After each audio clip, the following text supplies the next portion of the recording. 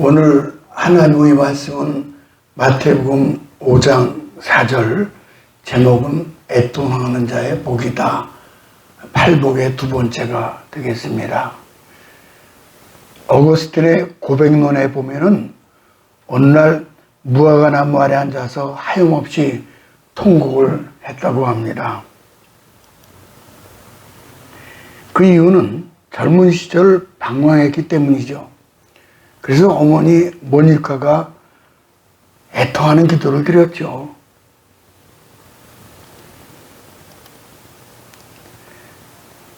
그 슬픔과 애통으로 기도하는 어머니가 있는 자식은 절대로 망하지 않는다.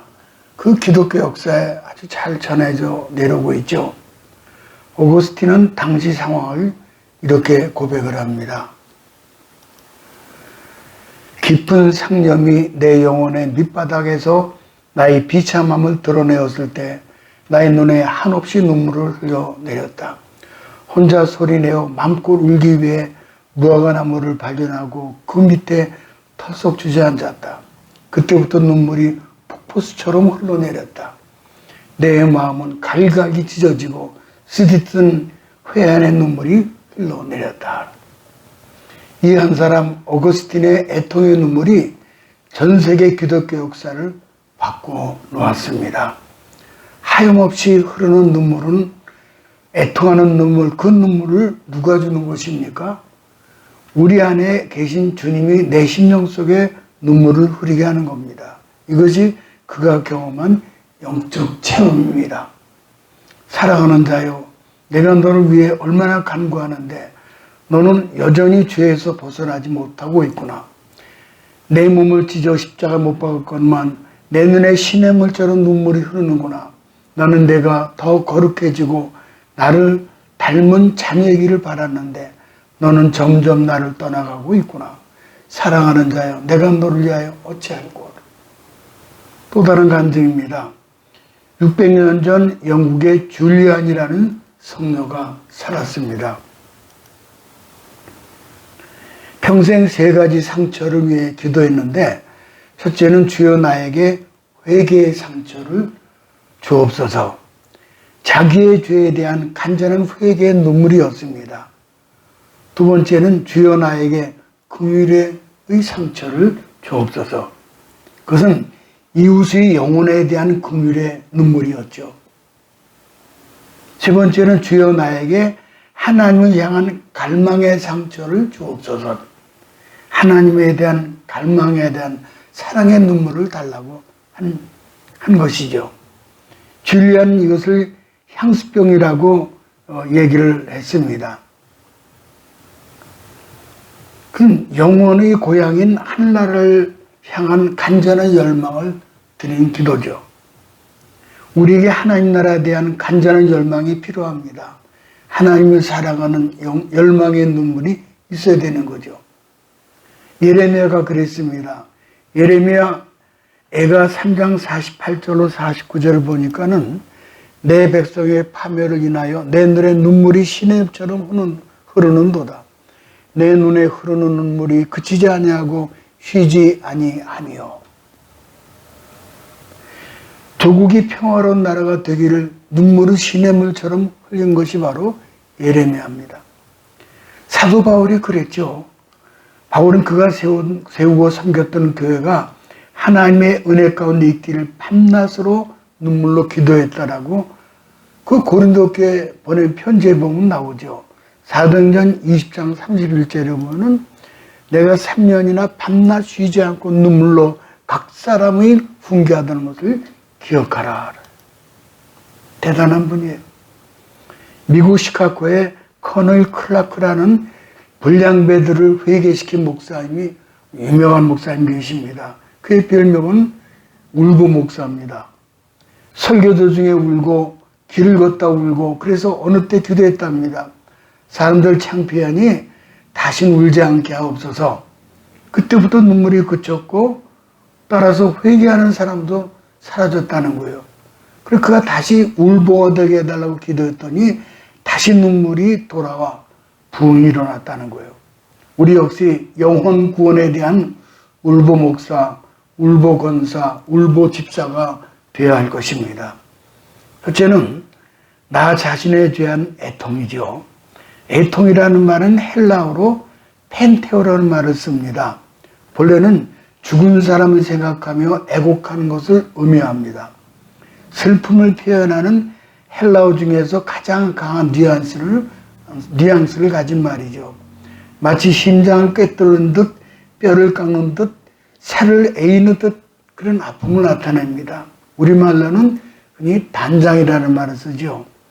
근데 이 단장이라는 말이 가장 근접한 의미를 가지고 있는데, 이 말은 한문에 보면 단장, 끈을 단에다가 장자입니다. 거기서 유래가 있는데, 이렇게 된 단장이라는 말의 유래는 옛날 중국의 진나라가 환원이 촉을 정보로 가다가 병사가 원숭이 새끼 한 마리를 잡아왔다고 합니다. 그래서 어미 원숭이가 슬프면서 무려 100여리 길을 따라오더라는 거예요. 강을 건너기 위해서 배에 오르자 그 어미 원숭이가 떼굴떼굴 구르더니 그냥 죽더라는 거예요. 배를 갈라보니까는 어미의 창자가 토막 끊어져 있다는 거예요. 새끼를 슬픔이 그만큼 컸기 때문이죠. 그래서 그 큰 슬픔을 가리켜서 단장의 슬픔이라고 부릅니다. 애통이라는 말은 이처럼 말할 수 없이 큰 슬픔을 의미합니다. 우리는 이 애통하는 심령을 가져야 죄의 용서를 받게 되는 거죠. 예수 믿기 전에 잘 몰랐는데 예수 믿고 나니 이제는 죄가 더 뚜렷하게 보이기 시작합니다. 전에는 죄라고 생각하지 않았는데 이제는 그것이 하나님의 가슴을 아프게 하는 죄인임을 깨닫고 슬퍼하기 시작합니다. 죄에 대해서 민감해졌습니까? 그럼 복이 있는 거예요. 그것은 우리 안에 성령님이 계시다는 증거 때문이죠. 거룩하신 성령께서 우리 안에 있는 죄와 함께 거하실 수가 없죠. 그것이 죄에 대한 애통으로 밖으로 나오도록 성령께서 역사하시는 거예요. 우리의 기도는 세리의 기도처럼 되어야 되죠. 누가복음 18장 13절에 보니까는 하나님이여 불쌍히 여기옵소서 나는 죄인으로소이다. 윤동주의 서시에서도 나오죠. 그거 보면은 죽는 날까지 한 점 부끄러움이 없기를 입새에 있는 바람에도 나는 괴로워하였다. 이렇게 죄에 대해서 예민한 사람이 되어야 합니다. 전에는 다른 사람의 아픔을 외면하는 것이 당연한 일처럼 되었는데 이제 그것이 마음에 걸리고 자기의 죄처럼 다가오기 시작하는 거예요. 심지어 잊어버린 어렸을 때의 죄도 기억하며 가슴이 아파하는 거예요. 어거스틴은 죄를 고백하면서 참회로 고백록에 보면은 이 책에서 세상에서 태어난 지 하루밖에 되지 않은 갓난이라 할지라도 죄 없이는 정결할 수 없다 하면서 자신의 어린 시절의 죄를 회개했다고 합니다. 그런데 이상한 것은 죄에 대해서 애통하면 할수록 심령의 마음은 슬픔에서 기쁨으로 바꿔진다는 사실이에요. 영혼의 체증처럼 체증. 그래서 속에 답답하게 걸려있던 것들을 무수히 토해내니 얼마나 시원하겠습니까? 또한 우리가 많이 애통하면 할수록 우리는 사랑의 사람이 되어갑니다. 이웃을 용서할 수 있는 마음은 바로 이 죄에 대한 애통에서 나오죠. 내 자신도 온전하지 못하는데 어떻게 다른 사람을 정죄할 수 있나? 서로 부족한 사랑을 깨닫고 이해하고 협력하려는 동병상련의 공동체 의식이 쌓게 되게 됩니다. 그렇지만 분명히 할 것은 이 죄에 대한 애통이 하나님과의 관계에서 일어나고 있다는 사실입니다. 하나님께서 우리에게 원하신 것은 상한 심령이에요. 상한 심령. 다윗이 간음죄를 저지르고 애통했죠. 시편 51편 유명한 곳이죠. 하나님이 구하시는 제사는 상한 심령이라 하나님이여 상하고 통회하는 마음을 주께서 멸치 아니하시리다. 다윗이 고통스러운 거죠. 하나님이 받으시는 것은 우리 완전함이 아니라 지은 죄에 대하여 가슴 아파하는 상한 심령입니다. 하나님 이 상한 심령을 받으셔서 우리에게 용서를 은혜를 베푸시죠. 이처럼 우리의 완전함은 하나님의 용서로부터 오는 것이지 우리 자신의 의로움으로부터 오는 것은 결코 아닙니다. 그러므로 우리가 하나님 앞에 나갈 때는 항상 부족하고 애통하는 자의 모습으로 나갈 수밖에 없습니다. 이상한 것은 이렇게 은혜로 나갈 때 우리는 점점 행복해진다는 사실입니다. 스스로 의롭게 살려는 짐으로부터 자유해지기 때문이죠. 더욱이 매일 하나님과 관계는 더 깊어지게 되죠. 하나님의 용서와 사랑 없이는 우리가 살 수 없기 때문입니다. 그분을 떠나서는 우리가 존재할 수 없기 때문이죠. 예루살렘 감람산 남녘에 남쪽에 보면은 겟세마네 동산이 있습니다.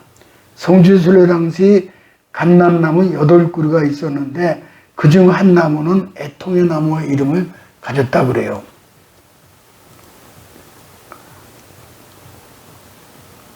감람나무 아래에 우리 주님께서 기도를 드렸기 때문이죠. 바로 옆 작은 예배당이 있는데 그 안에 큰 바위가 있고 일부는 밖으로 나와 있습니다. 순례자들이 거기 엎드려 기도를 합니다. 우리도 거기 엎드려 기도를 잠깐 드렸죠. 가이드가 안내하기를 2000년 전 예수님이 힘쓰고 애쓰고 더욱 간절히 기도하실 때 핏방울이 땀방울이 핏방울로 변했다고. 그래서 우리의 구원을 이루셨다라고 안내하죠. 그 설명을 듣는데도 참 가슴이 울컥했습니다. 애통의 감람나무 아래 바위 엎드려 예수님과 함께 애통하면서 밤새워 기도하고픈 심령을 거기서 가졌었죠. 두 번째는 고통과 의에 대한 애통이죠. 애통은 죄에 대한 애통이건 하나님의 의에 대한 애통이건 질병이건 물질적이든 개인적으로 당하는 애통이건 뭐 젊은이가 사랑과 시련 때문에 우는 애통이건 상관없습니다.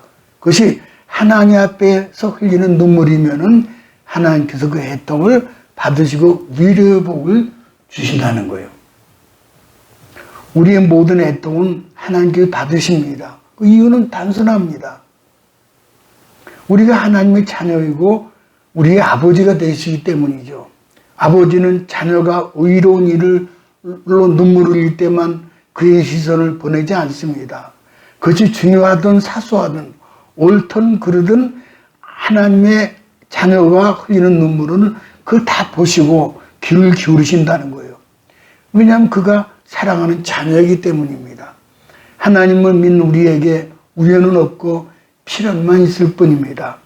모든 일을 전능하신 하나님 손에 재가를 받아 일어난다고 믿기에 우리는 현재 당하고 있는 어떤 고통에 대해서도 하나님께 묻고 있는 거죠. 그것이 대답이 누굽니까? 욥이 그랬잖아요. 슬피 울며 자기의 태어난 날을 저주하는 형태일 수도 있어요. 욥이 그랬어요. 하나님을 원망하는 형태도 있죠. 이 모든 건 신앙적인 태도에서 나온 겁니다. 하나님을 믿기 때문이죠. 주님이 이렇게 고통으로 몸부림치는 자녀들로 향하여 내가 복이 있다 말씀하죠. 욥이 물론 이제 그 원망은 하진 않았지만은 그러나 그 일반적으로 볼 때는 하나님 왜 나를 이 땅에 보내주셔가지고 그 속에 다 원망하는 형태가 다 들어있어야 됩니다. 주님은 이렇게 몸부림치는 자녀들 향해서 내가 복이 있다고 말씀합니다. 내가 너에게 위로를 줄 것이라는 거예요. 하나님께서 어떻게 위로를 주실지 우리는 알지 못합니다. 그러나 끝까지 우리를 붙잡아야 할 사실은 그가 우리의 애통을 들으신다는 거예요. 우리가 이해하고 받아들일 수 있도록 어떤 식으로든지 위로해 줄 것이라는 약속입니다. 눈물의 여인 한나의 애통을 우리가 잘 알잖아요. 한나는 자식이 없어서 애통했던 여인이었습니다. 이것은 어떤 의로움이나 거룩함에 대한 애통이 아니라 한 여인으로서 자식을 낳지 못한다는 부끄러움과 소망이 없음에 대한 애통이었죠. 사무엘상 1장 10절을 가볼까요? 한나가 마음이 괴로워하여 여호와께 기도하고 통곡을 했다 그랬어요. 얼마나 통곡을 하는 거죠. 15절에서 이렇게 슬퍼하며 기도하고 있는 한나를 보고 엘리 제사장이 술 취한 여자라 오해를 했습니다. 제사장 엘리에게 한나가 이렇게 대답하지요. 15절에 보니까 이래요. 한나가 대답하여 가로되 나의 주여 그렇지 아니하니이다. 나는 마음이 슬픈 여자라 포도주나 독주를 마신 것이 아니요 여호와 앞에 나의 심정을 통한 것뿐이오니. 할렐루야. 한나는 마음이 슬픈 여자로 하나님께 엎드려 애통하며 눈물의 기도를 드린 거예요. 자기 심정을 다 통한 거예요. 하나님은 그 애통하는 기도를 받으시고 아들 사무엘을 주시지요. 얼마나 이쁜 사무엘자를 주셔요. 우리 하나님은 마음이 여린 분이에요. 우리들의 눈물을 보시고 견디지 못하는 분입니다. 어떤 문제라도 하나님 전에 나와서 엎드려 기도하면 응답하시고 그 아들을 위대한 그릇으로 사용하시는 거예요. 이렇게 애통하는 기도를 가장 기뻐하시고 그 아들이 부모님께 가장 효도하는 그 자녀가 되죠. 하나님 나라를 확장하는 데 크게 기여를 하게 될 것입니다. 하나님은 우리의 모든 애통의 눈물을 받으시고 또 질병으로 인해 오랫동안 고생하며 살 소망까지 끊어지고 다른 사람의 손을 통하지 않고는 대소변을 볼 수 없는 무력감과 또 아무짝에도 쓸모없는 존재처럼 느껴질 때 흘리던 그 애통의 눈물을 우리 주님께서 받으셔요. 온갖 핍박과 어려움 속에서도 남몰래 흘리던 애통의 눈물을 우리 주님께서 받으십니다. 사랑하는 가족의 죽음으로 경제적으로 어려워도 애통하면 반드시 위로를 해주시죠. 이 애통의 의, 곧 하나님의 뜻이 실현되지 않은 것에 대한 애통이죠. 그러니까 하나님의 뜻이 실현되지 않은 것에 대한 애통. 우리 주님은 이스라엘 향하여 애통하셨던 분이죠. 주님께서 마태복음 23장 37절에 이렇게 되어 있죠. 보면은 예루살렘아 예루살렘아 애통하시죠. 그 예루살렘 성을 바라보시면서 겟세마네 동산에서 감난산을 내려다보시면서 그래 예루살렘아 예루살렘아 하나님의 선자들을 죽이며 하나님 뜻을 벗어나 멸망의 일로 가고 있는 이스라엘 백성들이 측은하고 불쌍해서 우시는 거예요. 예수 눈에는 이런 식으로 살다가는 40년 후에 로마 타이터스 장군에 의해서 옛사람이 불타고 수십에서 수백만이 죽는 일이 생생하게 보였기 때문이죠. 구약의 에레미야 선지자는 눈물의 선지자입니다. 곧 애통하는 선지자의 대명사입니다. 그는 이스라엘 죄와 그로 말미암은 민족의 심판 앞에 애통을 했죠. 에레미야 애가는 에레미야 선지자의 애통의 기록입니다. 에레미야 애가를 좀 가볼까요? 1장 2절에 보니까 밤새도록 애곡하니 눈물이 뺨에 흐르며 내 머리는 물이 되고 내 눈은 눈물의 근원이 되고 그렇게 되면 살육당한 딸 내 백성을 위하여 주야로 고급하리로다. 에레미야의 애통은 하나님의 의에 대한 애통이었죠. 하나님의 의에 대한 애통. 하나님 말씀대로 살지 않은 민족, 그래서 하나님의 심판을 자초하는 이스라엘 민족을 생각하니까 잠이 안 오고 애통의 눈물을 밤새 흘렸다는 거예요. 우리도 이처럼 하나님으로부터 멀어지는 우리 대한민국 민족의 모습을 보면서 눈물이 필요할 때입니다. 이처럼 애통하는 한 사람이 있어야 민족이 살게 되죠. 애통 있는 곳에 하나님의 위로가 임하기 때문입니다. 이스라엘에 소망이 있었던 것은 애통하는 한 사람 에레미야가 있었기 때문이죠. 그가 하나님께 반항하는 민족을 위하여 밤새도록 애통하고 눈물을 흘렸기 때문에 이스라엘 백성들은 마침내 바벨론부터 포로로부터 생활을 하게 됩니다. 북한 정치범 수용소 기독교 이야기입니다. 기독교인이라는 이유만으로 이제 정치범 수용소에, 그건 요독 수용소랍니다. 요독 수용소는 기독교인만 가두는 거예요. 약 한 5 내지 7만 정도가 된다 그래요. 요독 수용소가요. 북한 정치범 수용소가 수없이 많아요.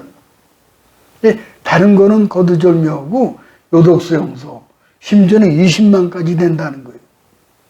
불신자들은 그렇다 하더라도 기독교인 20만의 애통의 눈물에 우리도 애통의 눈물을 보태야 할 것입니다. 그래야 하나님 보좌로 움직일 것 아닙니까? 북한 기독교 여성 생존자가 자신의 생활을 증언한 영상을 미국의 폭스뉴스가 소개를 했습니다. 얼굴을 좀 가렸어요. 이건 이제 그 당시 있었던 얼굴을 가렸어요. 근데 기독교 박해 감시단체인 오픈도어즈라는 단체가 있는데 그 인터뷰에서 자신의 끔찍한 수감 생활을 증언했습니다. 수감 당시 주에서는 42번으로 불렀대요. My name is 42. 신앙을 부정해야 한다고 당시를 회상했습니다. 중국에서 생활하던 중 북한 당국에 붙잡혀서 수용소로 보내진 거예요. 그녀는 머리카락을 모두 잘린 채 햇볕이 들지 않은 좁은 독방에 1년 동안 한 줄기 빛도 쐬지 못했고 머릿속으로 찬송을 기억하며 기도했다는 거예요. 교도관들은 매일 1시간씩 중국에 왜 있었느냐, 교회 갔는가, 성경을 갖고 있었는가, 기독교는 믿는가, 남한 사람은 만났는가 등의 질문을 반복했다는 거예요. 그러다가 기독교인이라는 혐의에 대해 무죄 선고를 받고 노동교화소로 옮겨졌다는 거예요. 매일 12시간씩 강제 노동을 했는데 그래서 다른 기독교인 여성을 만났어요. 그래서 그들이 그 두 여인이 함께 비밀교회를 만들었다는 거예요. 주기도문으로 설교를 하고 훨씬 용감했던 그녀는 다른 이들에게 그리스도를 전하더라는 거예요. 인터뷰에서 그녀는 만약 내가 중국의 기독교인들에게 도움을 받았다는 사실을 인정하면은 난 빨리 죽든지 천천히 죽든지 죽임을 당할 것이다. 난 매일 매를 맞고 발로 차였다. 그들이 내 귀를 때릴 때 가장 괴로웠던 것은 귀가 몇 시간 동안 울리더라는 거예요. 울리더라는 거예요. 그리고 가장 먼저 할 일은 뭔가 하니 남편과 아이들을 찾는 일이다. 이 애통의 눈물을 때가 차면 반드시 응답해 주실 것입니다. 마지막 세 번째, 저희가 위로를 받을 것이죠. 우리가 일반적으로 생각하면은 마음이 메마르거나 인생의 권태로 가득 찬 사람은 눈물이 없습니다.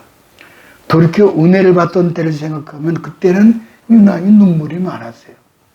지은 죄가 많아서 울고 감사해서 울고 십자가를 보면서 울고 불신자들 보면은 그 영혼이 불쌍해서 울고 울고 나면 속이 시원해요. 눈물이 없다는 것은 신앙생활이 무미건조하고 습관적이 되었다는 겁니다. 나무도 어린 나무이거나 한참 성장하는 나무는 물이 많아요. 그러나 고목이 되거나 겨울이 되면은 나무는 바싹 마릅니다. 죽은 나무는 물이 없어요. 바싹바싹 소리만 나거나 먼지만 날릴 뿐입니다. 물이 많다는 것은 살아있다는 반증입니다.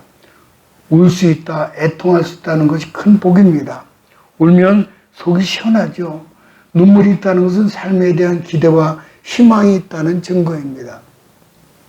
인생의 희망을 포기한 사람과 강박한 사람은 눈물을 흘리지 않습니다. 심령이 완고해진 바리새인들은 눈물 대신에 불이 나와서 남을 죽이고 맙니다.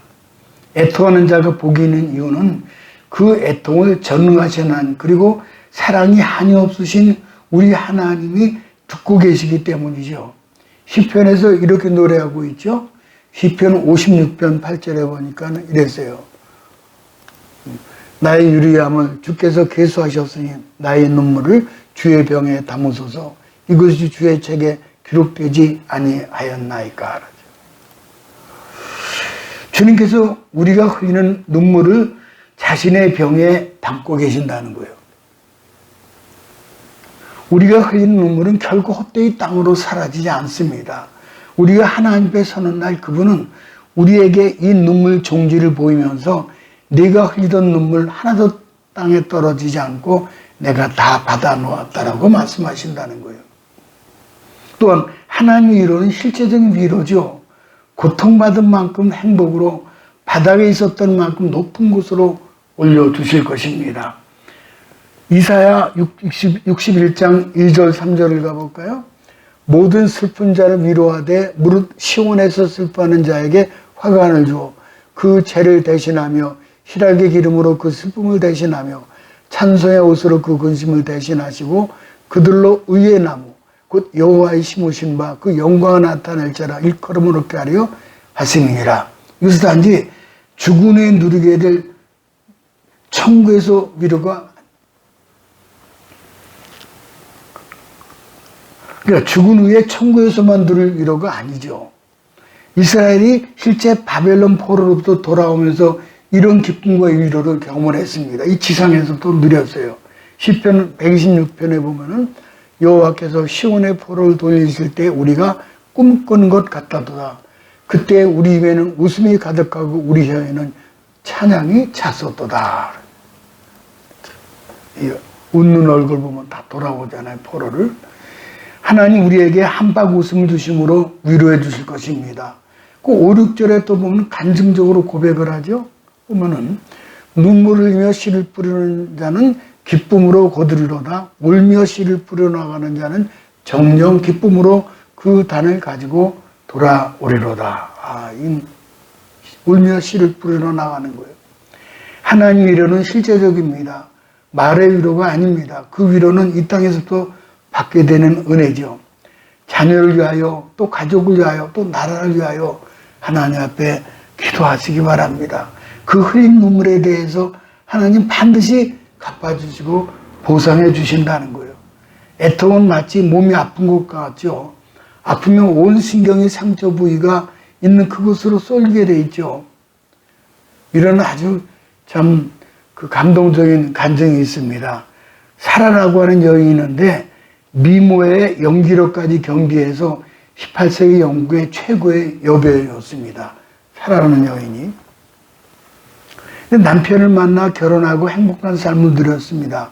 그런데 그만 폐결핵에 걸려 아름다운 외모는 시들어가고 무대에 오를 수 없는 지경에까지 가버렸어요. 너무 괴로웠어요. 어느 날 침대 옆에 놓인 성경을 발견합니다.